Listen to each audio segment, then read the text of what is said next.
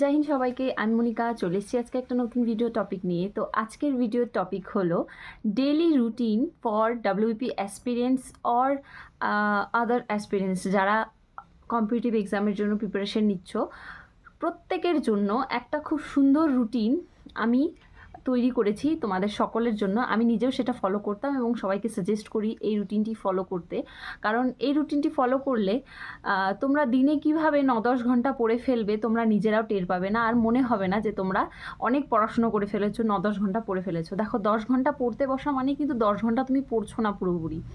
10 ঘন্টার মধ্যে মোটামুটি 5 যারা মোটামুটি মন দিয়ে পড়তে পারে, এদিক ওদিক মনোযোগ কম যায়, তাদের মোটামুটি 8 ঘন্টা ভালোভাবে পড়া হয়।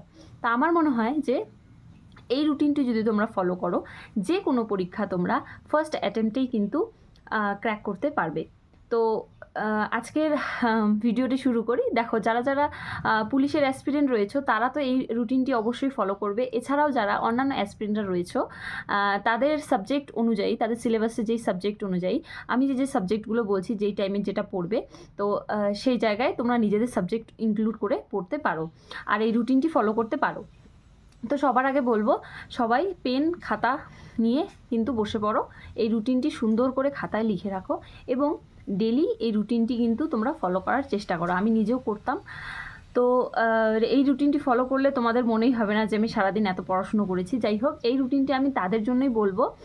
ওয়ার্কিংদের জন্য কিন্তু আলাদা রুটিন হয়, যারা ওয়ার্কিং না, যারা পড়াশুনো করছো চাকরি পরীক্ষার জন্য, তাদের জন্য বেস্ট। আর ওয়ার্কিংরা নিজেদের মতন রুটিন তৈরি করে নিতে পারো, আর যদি তোমরা বলো আমি বানিয়ে দেবো।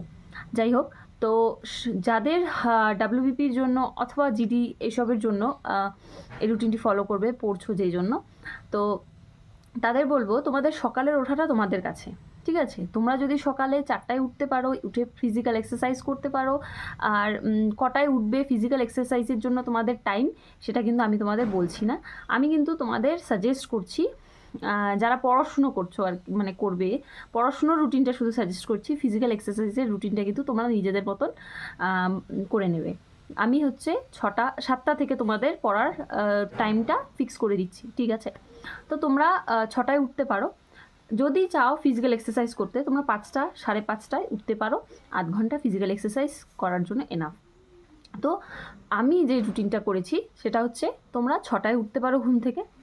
6টায় ঘুম থেকে ওঠার পরে 7টা পর্যন্ত তোমরা ফ্রেশ হয়ে যেতে পারো। এক্সারসাইজও এর মাঝখানে করতে পারো, কিছু যদি খেয়ে নেওয়ার, ছোলা খেজুর বা সকালের যা খাওয়ার, 9টা পর্যন্ত যাতে তোমার খিদে না পায়, কেউ চা বিস্কিট টুকটাক একটা হালকা খাবার, সকালের যেটা খাবার তোমার ঘুম থেকে উঠি, সেটা খেয়ে নিয়ে 7টার মধ্যে পড়তে বসতে পারো।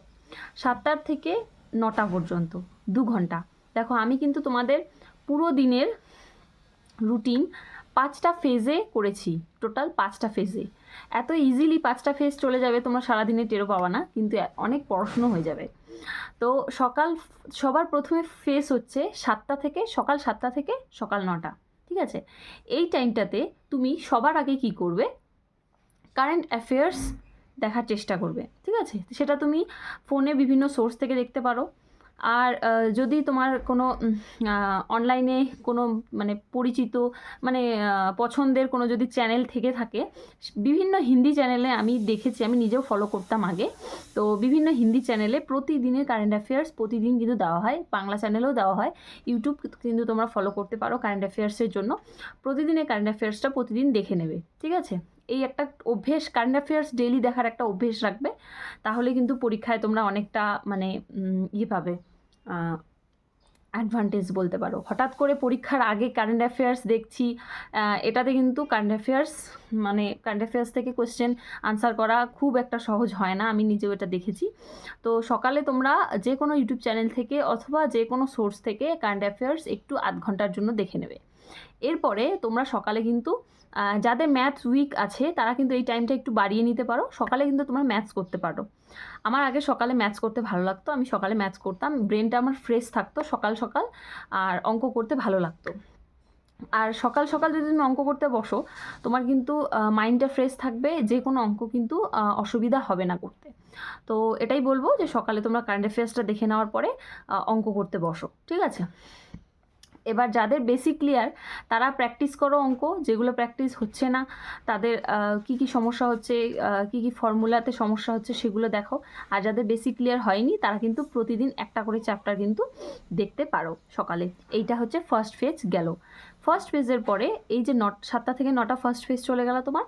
9টা থেকে তুমি 10টা না 11টা, এই 2 ঘন্টা তুমি সকালের ব্রেকফাস্ট খাওয়া দাওয়া যাই হোক যেটা করো তুমি সকালে, ভাত রুটি হোক, খাওয়া দাওয়া করলে, স্নান করলে, আদার্স তোমার যদি কোনো কাজ থেকে থাকে 11টা এর মধ্যে, এই 9টা থেকে 11টার মধ্যে তোমার সব কাজ এই 2 ঘন্টার মধ্যে মিটিয়ে নাও। আবার 9টার দিকে 11টার দিকে তুমি পড়তে বসো, ঠিক আছে। এই দুপুরবেলাটা 11টা থেকে 1টা, 11টা থেকে 1টা এই সেকেন্ড ফেজটা, এই 2 ঘন্টা কিন্তু একটু ঘুম পেতে পারে। তাই জন্য আমি এই সময়টায় তোমাদের সাজেস্ট করব তোমরা কিন্তু রিজনিং পড়তে পারো। রিজনিং কিন্তু অনেক মজার একটা জিনিস, সকলেই মানে টুকটাক তো পারেই। তো আমি বলবো এই যে এই সময়টা 11টা থেকে 1টা এই আলসেমোর সময়টা তোমরা রিজনিং পড়তে পারো, ঠিক আছে। আমি এটাই করতাম, তাই তোমাদের জন্য এটাই রেখেছি। তো তোমাদের ইচ্ছা হলে অন্যান্য সাবজেক্ট ইনক্লুড করতে পারো। এরপর 1টা থেকে 3টা পর্যন্ত তুমি খাওয়া দাওয়া, তোমার দুপুরের যে লাঞ্চ, তারপরে তোমার রেস্ট, ন্যাপ নিতে পারো, তুমি দুপুরে খেয়ে একটু ঘুমিয়ে নিতে পারো বা একটু রেস্ট নিতে পারো, তোমার যেটা ভালো লাগে সেটা তোমরা ওই 2 ঘন্টার মধ্যে করে নেবে। তারপর 3টে থেকে 5টা পর্যন্ত তুমি পড়বে জিকে বা জিএস, ঠিক আছে। জিকে জিএসের মধ্যে তোমার পছন্দ মতো তুমি সাবজেক্ট সিলেক্ট করে নিতে পারো। ডেলি 2টো করে সাবজেক্ট পড়ার চেষ্টা করবে। এই টাইমটা তোমরা এক্সটেন্ড করতে পারো 6টা পর্যন্ত, যদি তোমাদের এনার্জি থাকে পড়াশুনো করার, তাহলে এই টাইমটা তোমরা এক্সটেন্ড করতে পারো 6টা পর্যন্ত, ঠিক আছে। সেটা তোমাদের ক্যাপাসিটির উপর নির্ভর করবে। অনেকে অনেকক্ষণ বসে থাকতে চায় না, অনেকে বিকালে একটু ঘোরাঘুরি করতে চায়, তো সেটা তোমাদের ইচ্ছা মতো। তো তোমরা 5টা পর্যন্ত, আমি বললাম 5টা পর্যন্ত জিকে জিএসে যে কোনো 2টো টপিক তোমরা কমপ্লিট করতে পারো। ডেলি কিন্তু 2টো সাবজেক্টের বেশি সাবজেক্ট কিন্তু পড়বে না জিকে জিএস। আর যেদিন তোমার পড়তে ইচ্ছা করবে না সেদিন তুমি ওই টাইমটা যে কোনো সেকশনাল মক টেস্ট কোনো জায়গা থেকে অনলাইন বা কোনো বুক পারচেস করে সেকশনাল মক টেস্ট কিন্তু দিতে পারো। ওই টাইমটা জিকে জিএসের জন্য রাখবে। তো তারপরে কটা পর্যন্ত বললাম? 5টা থেকে 6টা তোমাদের ইচ্ছা মতো পড়তে পারো। এরপরে তোমরা 7টা পর্যন্ত তোমরা সন্ধ্যের টিফিন, একটু হাঁটা চলা, এদিক বাড়ির বাইরে বেরোনো, একটু হাঁটা চলা, এদিক ওদিক ঘোরাঘুরি, তো এই টাইমটা তুমি তোমার মতো স্পেন্ড করতে পারো। এবং 7টা থেকে 9টা পর্যন্ত তুমি পড়বে ইংলিশ, ঠিক আছে।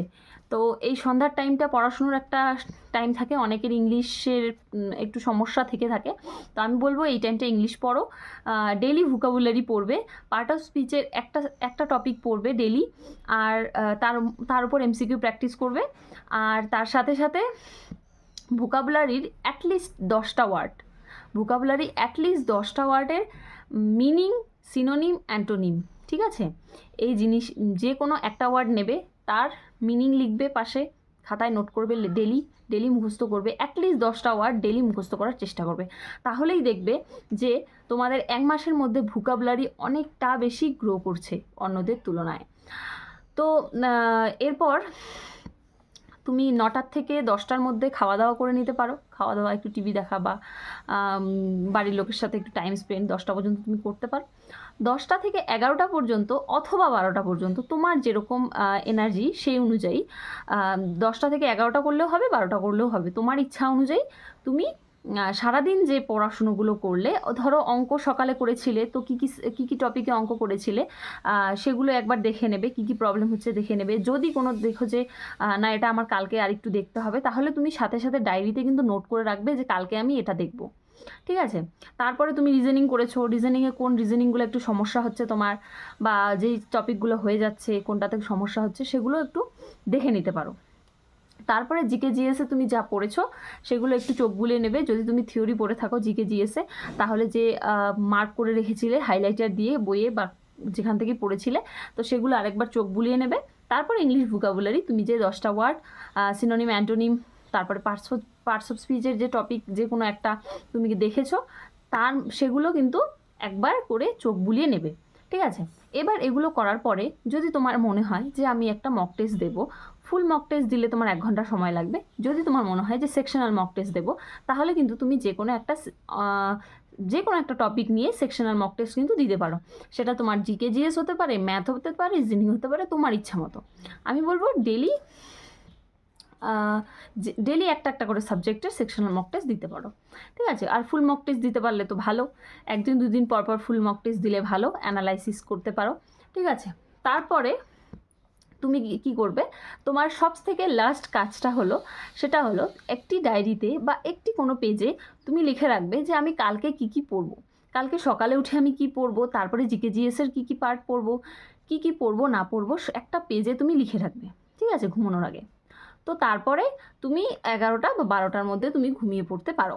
তো এই যে একটা সিম্পল রুটিন আমি 5 ভাগে ভাগ করেছি সারাদিনে, তো 2 ঘন্টা করে পড়লে দেখো অনেকের ক্যাপাসিটি থাকে 3-4 ঘন্টা একবারে বসে থাকে পড়ার। তো আমি তো একজন সাধারণ স্টুডেন্ট হয়ে তোমাদের সবাইকে সাধারণ স্টুডেন্ট ভেবেই আমি এই সাজেশনটা তোমাদের দিচ্ছি যে 2 ঘন্টা করেই পড়ো। বেশিক্ষণ বসে পড়লে তোমাদের অন্যরকম মাইন্ডসেট হতে পারে, মানে মাইন্ডটা একটু অন্যদিকে ঘুরে যেতে পারে, এরকম পড়তে ইচ্ছা করছে না, বা একদিনে তুমি যদি অনেকটা টাইম পড়ো দেখবে পরের দিন আর আমার পড়তে ইচ্ছা করছে না। তাই জন্য আমি বলবো যে একটু একটু করে পড়ো, তোমার পড়াটা ভালো হবে। এই 2 ঘন্টা করে তুমি পড়ো, দেখবে তোমার পড়াও হচ্ছে, তোমার এনার্জিও লুজ হচ্ছে না, তোমার এরকমও মনে হচ্ছে না যে ইস আমি সারাদিন বই পড়ছি, এরকমও মনে হচ্ছে না। আমি কিন্তু এভাবেই পড়াশুনো করতাম, আমার একটুও মনে হতো না। আর যাদের রাত জেগে পড়াশুনো করার অভ্যেস আছে তাদের আলাদা ব্যাপার, আমার রাত জেগে পড়াশোনা করার অভ্যেস ছিল না এবং ভোরে উঠে পড়াশোনা করার অভ্যেস ছিল না। আমি সারাদিন যেটুকু সময় যেখানে পেতাম সেভাবে পড়তাম, তা আমি সেভাবেই তোমাদেরকে সাজেস্ট করলাম। আর যারা রাত জেগে ভোরবেলা পড়তে পারো, উঠতে পারো, তাদের তো ভালো, সেটা তো খুব ভালো ব্যাপার যদি তোমার পড়ার ক্যাপাসিটি থাকে। যদি না থাকে তাহলে তুমি এই রুটিনটা ফলো করতে পারো, খুবই ইজি ওয়ে, 5টা ফেজের খুবই ইজিভাবে তুমি পড়াশুনো, তোমার কিন্তু 1 বছরের মধ্যে মানে ফার্স্ট অ্যাটেম্পটের মধ্যেই তুমি কিন্তু যে কোনো পরীক্ষা ক্র্যাক করতে পারবে যদি এই রুটিন ফলো করো, ঠিকঠাকভাবে যদি ফলো করো, ঠিক আছে। অনেক ইজি ওয়ে, সারাদিনে সব কিছু করার পরে 10 ঘন্টা পড়া মানে বিশাল ব্যাপার। যদি এই ওয়েতে পড়ো তোমার 10 ঘন্টা কিন্তু 10 ঘন্টা মনে হবে না। আশা করি আমার রুটিনটি তোমাদের ভালো লেগেছে। যারা ওয়ার্কিং তাদের জন্য আলাদা ব্যাপার, আর যারা পড়াশোনার জন্য মানে পড়াশোনা করছো, খাটছো কম্পিটিটিভ এক্সামের জন্য, আশা করি তাদের এই ভিডিওটি ভালো লাগবে, রুটিনটি ভালো লাগবে। মানে ইজি একটা রুটিন দিয়েছি তোমাদের। তো থ্যাংক ইউ ফর ওয়াচিং। আর নেক্সট কী টপিকের ওপর তোমাদের ভিডিও লাগবে সেটা আমাকে জানিও। আর হ্যাঁ, কিছুজন কমেন্টে কিছু কোয়েশ্চেন করেছো, আমি সেই কোয়েশ্চেনগুলোর আনসার একটা ভিডিওতেই তোমাদের সবাইকে দেবো। Thank you for watching.